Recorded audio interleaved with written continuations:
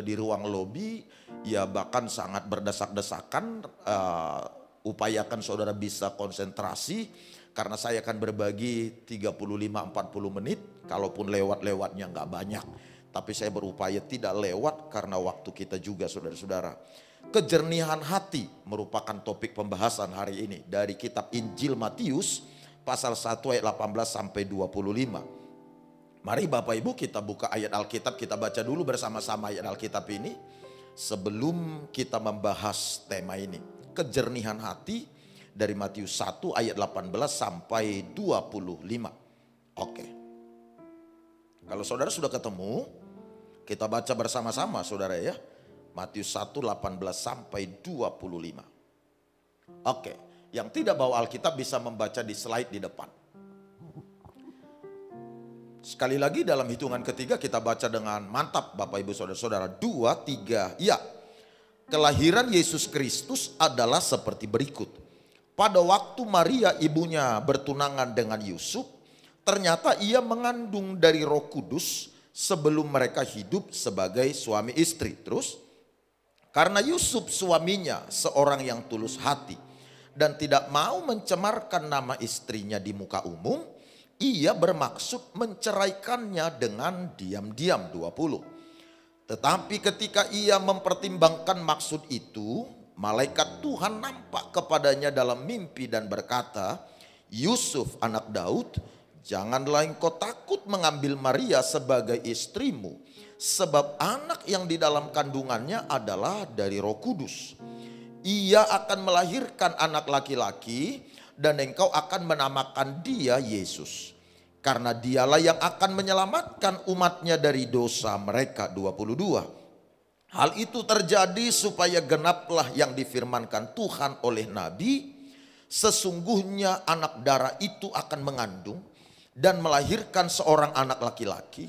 Dan mereka akan menamakan dia Immanuel, yang berarti Allah menyertai kita. Sesudah bangun dari tidurnya, Yusuf berbuat seperti yang diperintahkan malaikat Tuhan itu kepadanya. Ia mengambil Maria sebagai istrinya bersama, tetapi tidak bersetubuh dengan dia sampai ia melahirkan anaknya laki-laki. Dan Yusuf menamakan dia Yesus. Yang diberkati berkata amin. Nah Bapak Ibu sahabat-sahabat sekalian, dari beberapa ayat Alkitab yang kita baca barusan, saya mengajak kita memberikan perhatian pada apa yang dicatat dalam ayat 19 ayat bacaan kita barusan. Saya ulangi apa yang dikemukakan oleh ayat 19, kalimatnya berkata, karena Yusuf suaminya seorang yang tulus hati dan tidak mau mencemarkan nama istrinya di muka umum, ia bermaksud menceraikannya dengan diam-diam. Garis bawahi kalimat yang berkata, Yusuf suaminya seorang yang tulus hati. Saya ulang sekali lagi, Yusuf seorang yang tulus hati. Kalau saudara memperhatikan Kamus Besar Bahasa Indonesia dan kemudian mencoba mencari tahu apa sih yang dimaksud dengan tulus hati, maka Kamus Besar Bahasa Indonesia akan memaparkan arti dari kata tulus hati itu sebagai berikut. Pertama, sungguh bersih hatinya. Itu arti kata tulus hati. Sekali lagi, sungguh bersih hatinya. Kemudian jernih, bening, suci, jujur, tidak pura-pura, tidak neko-neko, tidak bengkok atau tidak bercabang. Nah, mulai dari kata tidak pura-pura, tidak neko-neko, tidak bengkok, tidak bercabang adalah pengertian atau sinonim lain dari yang dimaksud dengan jujur. Berangkat dari apa yang disebut dengan tulus hati itu adalah bersih, jernih, bening, suci, tidak berpura-pura, jujur. Nah, berangkat dari sini maka kita paham ketika Alkitab berkata Yusuf suaminya seorang yang tulus hati, tidak mau mencemarkan nama istrinya, maka dari kalimat ini kita ngerti seperti apa karakter Yusuf. Seperti apa kepribadian Yusuf. penulis kitab Injil melaporkan atau memberitahukan bahwa Yusuf ini ternyata seorang yang selalu menjaga kejernihan hatinya.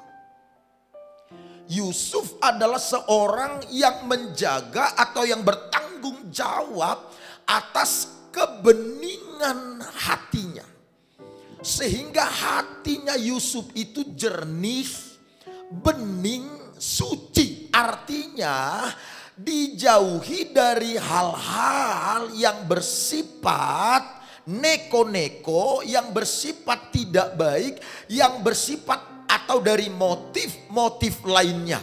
Hatinya Yusuf itu terjaga sedemikian rupa sehingga oleh Alkitab disebut tulus hati.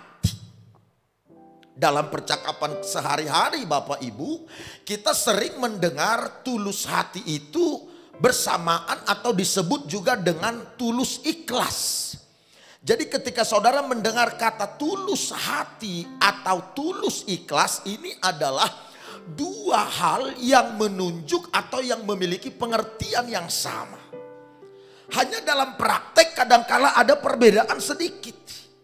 Karenanya seseorang yang melakukan sesuatu dengan tulus kadangkala belum tentu ikhlas. Seseorang yang menjalani sesuatu dengan ikhlas belum tentu tulus. Karena itu dalam teknis atau dalam praktek hal ini bisa berbeda sedikit. Namun pengertian adalah sama. Nah saudara-saudara, coba perhatikan, tulus itu artinya adalah bentuk dari kesungguhan yang keluar dari dalam hati. Bukan karena motif atau bukan karena paksaan. Kalau misalnya saudara mau beribadah, saudara mau mencari Tuhan atau mau melayani Tuhan, Bapak Ibu saudara-saudara, atau saudara ingin melakukan aktivitas, melakukan sesuatu, apa yang saudara mau lakukan ini bersih dari motif-motif atau paksaan. Contoh begini Bapak Ibu, ketika saudara bangun pagi-pagi ada keinginan untuk beribadah, ada pemikiran apakah saudara akan beribadah, atau saudara akan berlibur, atau saudara akan berjalan-jalan, atau saudara akan tidur. Pemikiran ini datang pada kita. Pada saat katakanlah hari Minggu ini, saya cuma kasih contoh Bapak Ibu. Nah ketika saudara memilih, ibadah sajalah nanti tidak enak. Apa kata orang, apa dilihat, bagaimana orang melihat, gak enak. Kalau nanti saya mengabaikan, kebetulan saya pula bertugas berjadwal. Misalnya begitu saudara-saudara. Lalu saudara beribadah. Tapi dengan rasa berat atau dengan rasa terpaksa sedikit.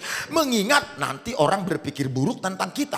Nanti orang berkata apa tentang kita. Nah saudara, kegiatan atau keputusan saudara melakukan ibadah itu tidak tulus. Karena demi menjaga apa kata orang.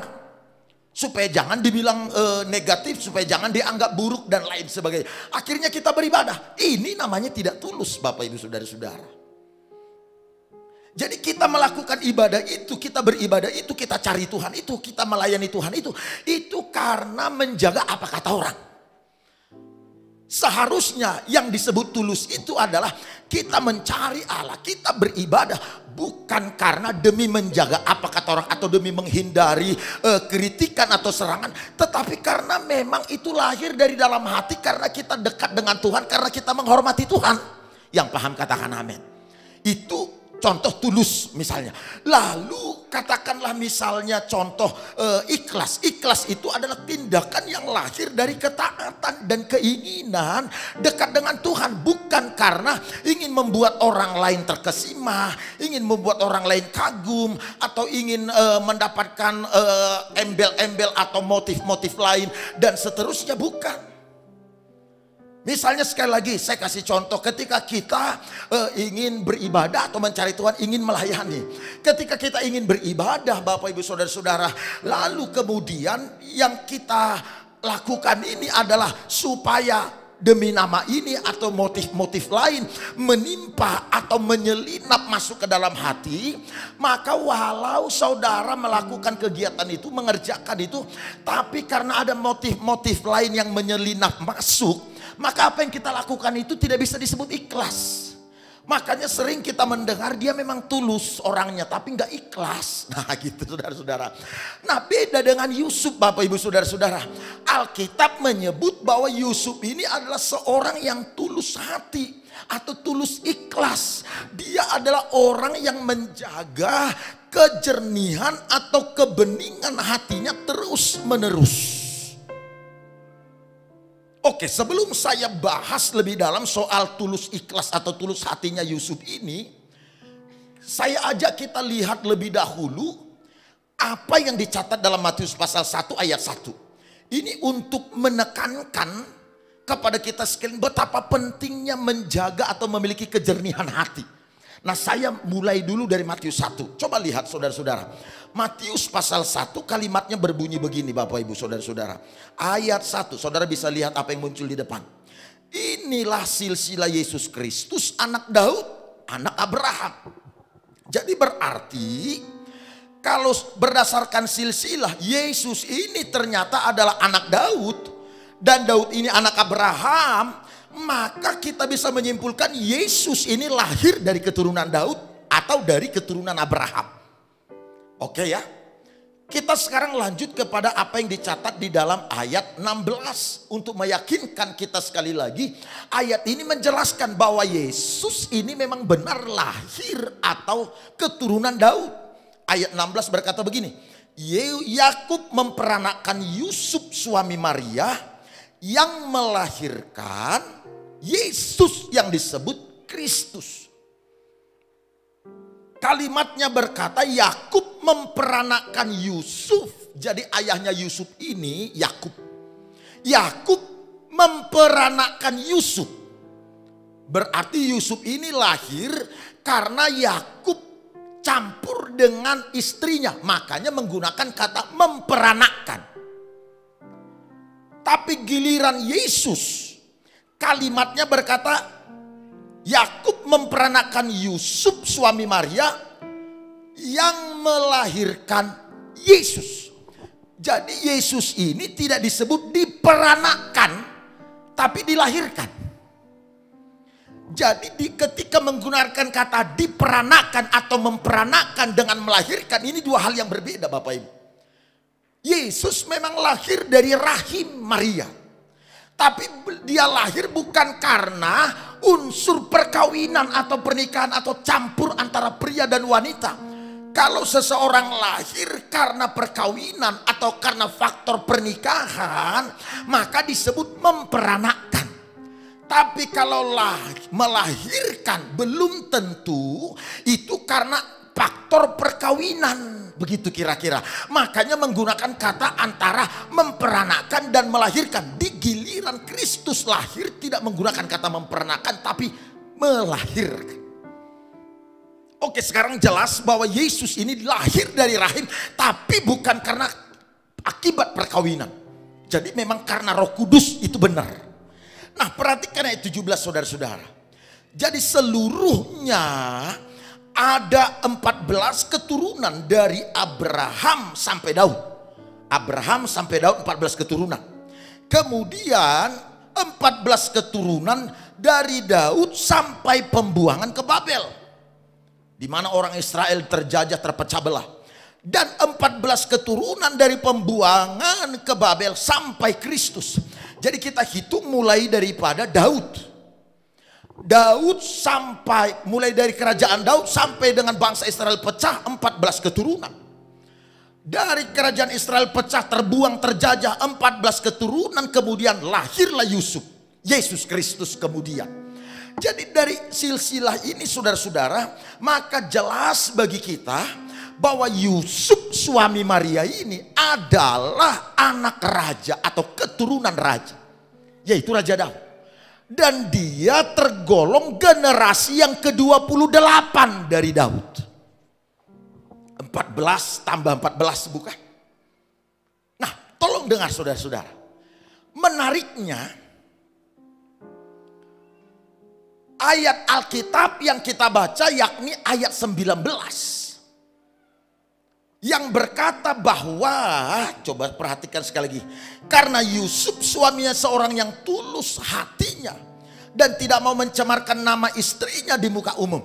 Berdasarkan keterangan ini Bapak Ibu, maka tampak jelas bagi kita bahwa alasan kenapa Allah memilih Yusuf menjadi alat menggenapi misi ilahi, yakni untuk menjelma sebagai manusia biasa. Allah yang menjelma menjadi manusia biasa melalui Yusuf. Alasan kenapa Allah memilih Yusuf menjadi alat untuk menggenapi rencana Allah, menggenapi janji Allah. Yesus lahir ini kan sudah dijanjikan sejak zaman perjanjian lama Bapak Ibu. Untuk menggenapi janji sejak ratusan tahun di perjanjian lama, Allah memilih Yusuf dan istrinya. Alasan kenapa Allah memilih Yusuf ternyata bukan hanya faktor karena Yusuf ini keturunan Raja Daud. Ayat 19 menjelaskan karena Yusuf memiliki ketulusan hati. Yusuf memiliki kejernihan hati. Ada banyak keturunan Raja Daud. Tetapi mungkin yang berkomitmen atau yang terus-menerus peduli menjaga kejernihan hati, itu hanya Yusuf. Sehingga Yusuf yang terpilih. Nah, kira-kira aku mau bilang begini saudara-saudara. Berarti menjaga kejernihan hati itu sangat penting di hadapan Allah. Dengan kata lain, kalau kita ingin supaya janji Allah tergenapi, supaya rencananya terrealisasi, Allah memperhitungkan kejernihan hati. Yang paham katakan amin. Ayo Bapak Ibu, saya dorong saudara semua, berkomitmenlah jaga kejernihan hati kita. Jaga ketulusan hati kita. Pak, Bu, kalau saudara punya teman, bersahabat dengan seseorang, bertemanlah, bersahabatlah dengan menjaga kejernihan hati. Kok aminnya nggak ada? Nah, aku mau ngomong begini, saudara dengar. Ketika saudara punya teman, punya sahabat,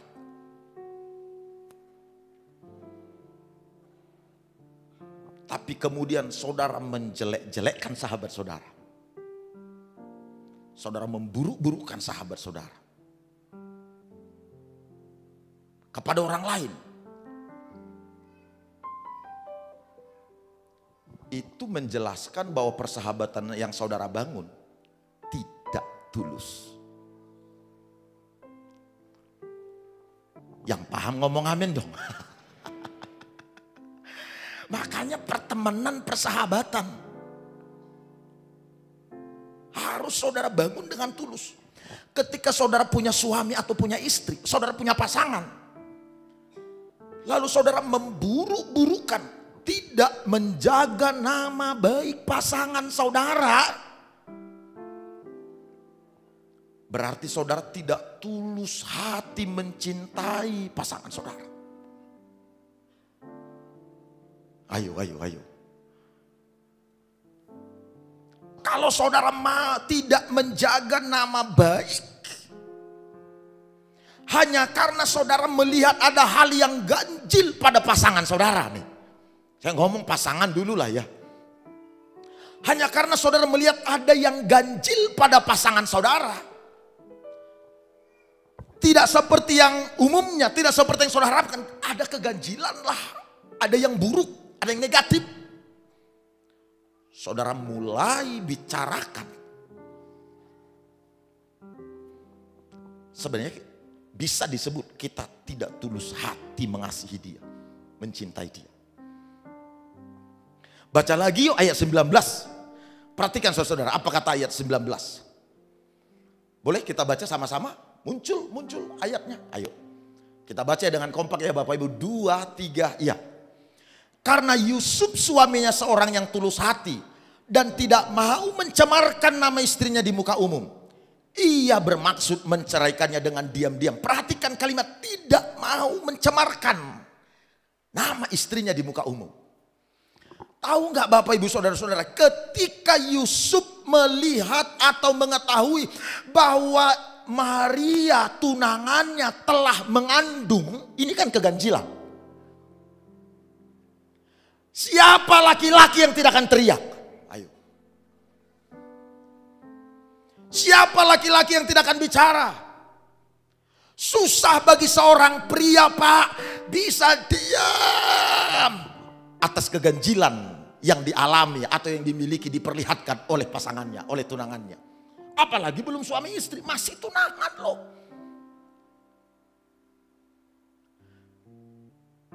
Tapi Alkitab bilang Yusuf diam, tidak mau mencemarkan. Ini kan ada hamba-hamba Tuhan yang akan melayani. Saya minta tolong, jaga nama hamba-hamba Tuhan yang ada. Jangan saling mencemarkan, jangan saling menjelekkan. Yang setuju tepuk tangan yuk, tepuk tangan. Kalau saudara terlatih atau terbiasa untuk tidak saling mencemarkan nama, dimulai dari pasangan saudara, ini akan terbawa ke hubungan-hubungan saudara yang lain.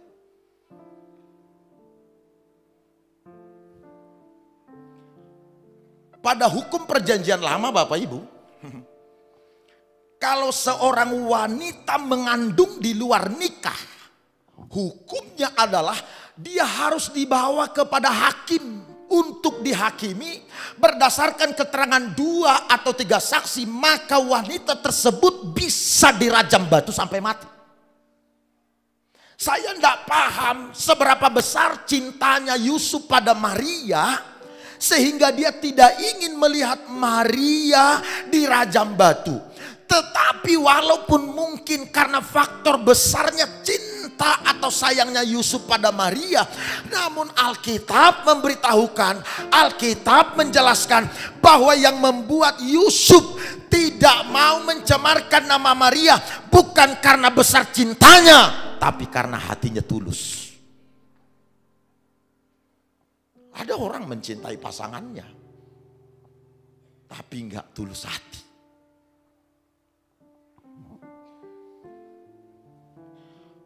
Ujian terbesar, sekali lagi saya ulang, ujian terbesar atas ketulusan hati, atas kejernihan hati, ujian terbesarnya adalah apa yang kita perkatakan. Kalau soal pasangan, apa yang kita perkatakan tentang pasangan. Itu ujian terbesar. Makanya Bapak Ibu, janji Allah untuk menyelamatkan dunia itu terjadi melalui seorang yang bisa menjaga perkataan yang bernama Yusuf, bukan? Yang tidak mau mencemarkan, bukan?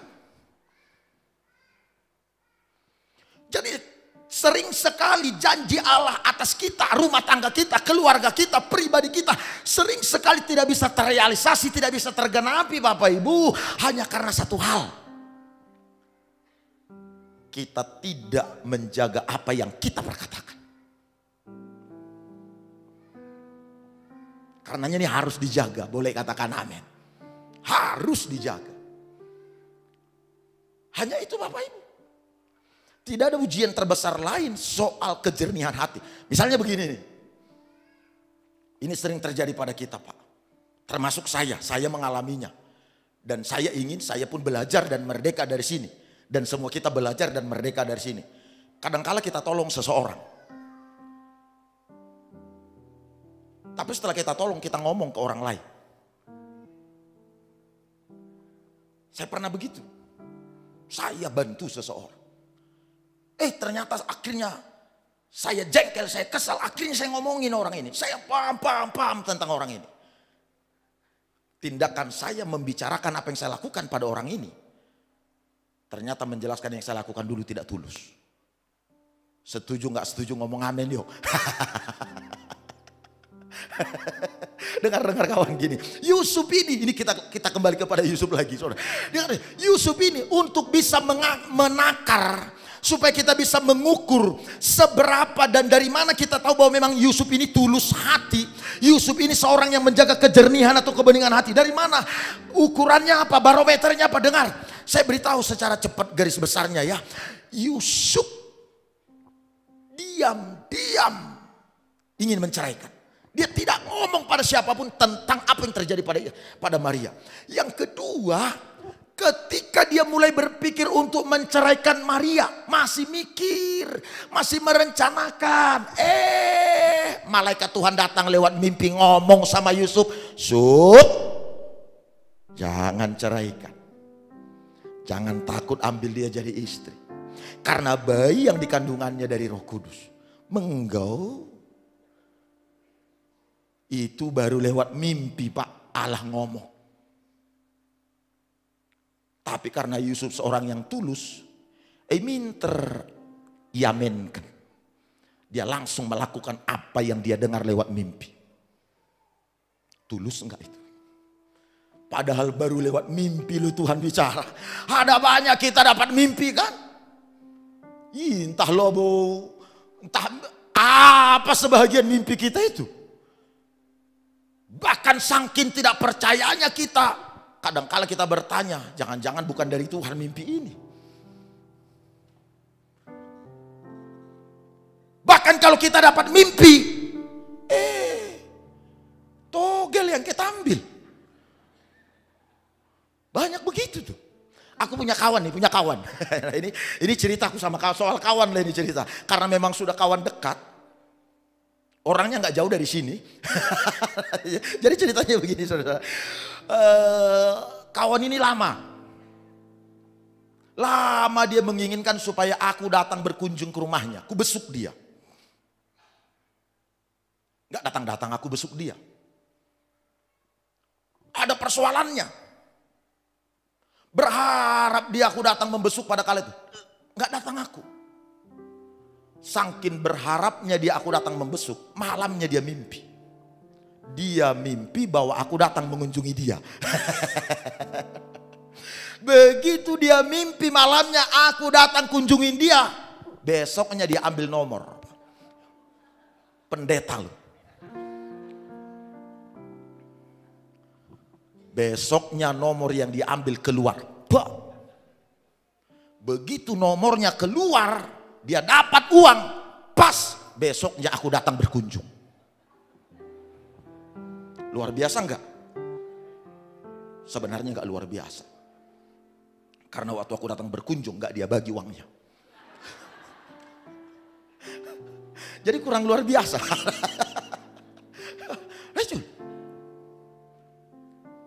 Yusuf itu Allah cuma ngomong lewat mimpi, Sob. Ayo lala, awas olah tadingkan Maria na menggo nak kula. Bagikin Tuhan bagi, ya nggak ditinggalkan. Tulus nih Yusuf, jernih, bening hatinya. Ini beda ini beda lagi. Seorang bapak datang sama aku ngomong, Pak Pendeta, Baban Dusti Bastoto, bilah lampas aku mati. Kaget aku. Belum pernah aku dengar ada orang minta dukungan doa supaya cepat mati. Kali ini bapak ini ngomong. Totokanlah Pak Pendeta, ini serius saya. Ulah bagi min Pak. Totokan pagi min terkakam lawas aku kang pagi ngandung nih. Ailang Pak Pendeta tuh kekuatakan eda. Baba Bastoto Pak Pendeta, gila min ter aku mati. Kenapa Pak? Kelihatan serius. Elane aku ngasup. Maksud dulu ngasup. Aku sudah gak mampu lagi hidup bersama dengan istriku Pak Pendeta. Nangis. Ada apa dengan ibu Pak? Bapak bayangkan Pak. Bisa berkali-kali dalam satu hari dia bilang aku mutu. Dia bilang aku bego. Berkali-kali Pak Pendeta.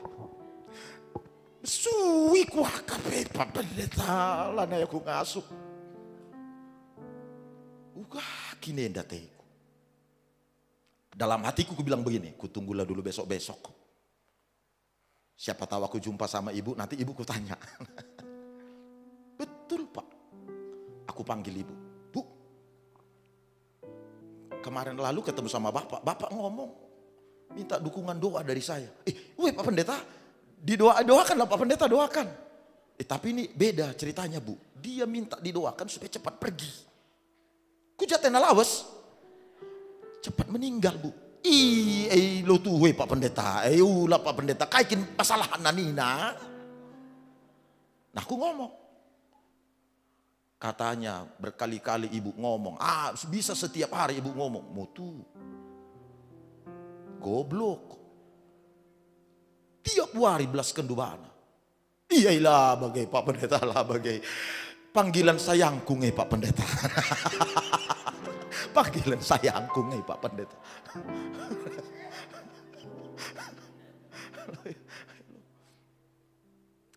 Orang tuh kalau panggil pasangannya Han gitu loh. Ini go.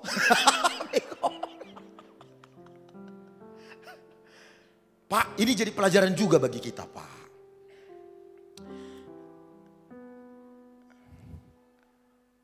Ada orang bertanya sama saya, salah enggak kalau suami yang pegang duit? Kata yang satu. Salah enggak kalau istri yang pegang duit?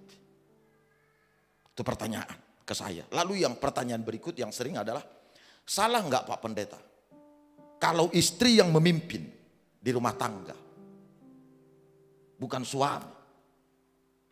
Salah nggak Pak Pendeta kalau istri lebih mendominasi?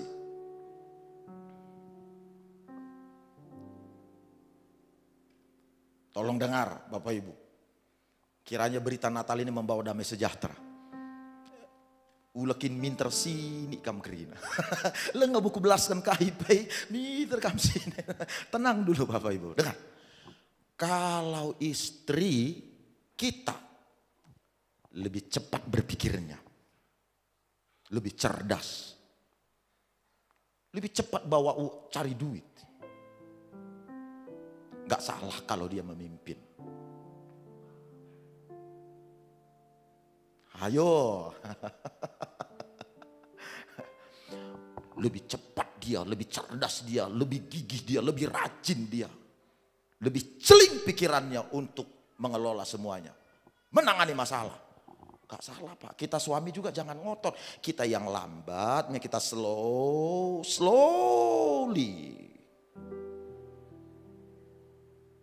Kalau kita slow, istri kita cepat. Percayakan dia di depan. Tapi jangan terlalu tinggal kita jauh di belakang.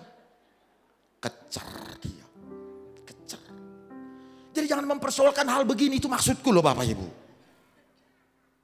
Kita berharap karena fokus kepada satu ayat Alkitab yang berkata suami kepala dari rumah tangga. Seperti apapun modelnya, pokoknya suami harus memimpin walau dia slowly. Gak fair juga itu. Jangan salah menafsirkan ayat Alkitab itu Pak. Soal suami istri itu bukan harus posisi. Kepala itu bukan bicara posisi. Itu bicara penanggung jawab. Jadi kalau kita misalnya mau ambil keputusan, Bu, saudara yang lebih cepat, saudara lebih cerdas, tetaplah diskusikan pada suami. Jadi bukan berarti main sendiri. Dorong suami supaya cepat pula dia. Jadi gak salah Pak, kasih istri memimpin. Saya dukung, jalan bersama dengan dia, jalan sama dengan dia. Lalu kalau suami pegang duit boleh enggak? Tidak istri yang dikasih. Kalau suami itu lebih hemat, lebih ngerti mengelola uang, kasih suami yang pegang duit. Enggak mesti harus istri. Kalau istrinya ternyata boros, asal pegang duit habis. Kan ini tergantung. Memang kadang-kala tidak fair. Kita cari duit, dia yang habisin. Siapa yang lebih bisa memanage mengenai uang? Ya kita harus duduk bersama. Itu kan uang bersama, nggak lagi uang istri, uang suami. Siapa yang pegang suami, yang pegang istri, nggak ada masalah.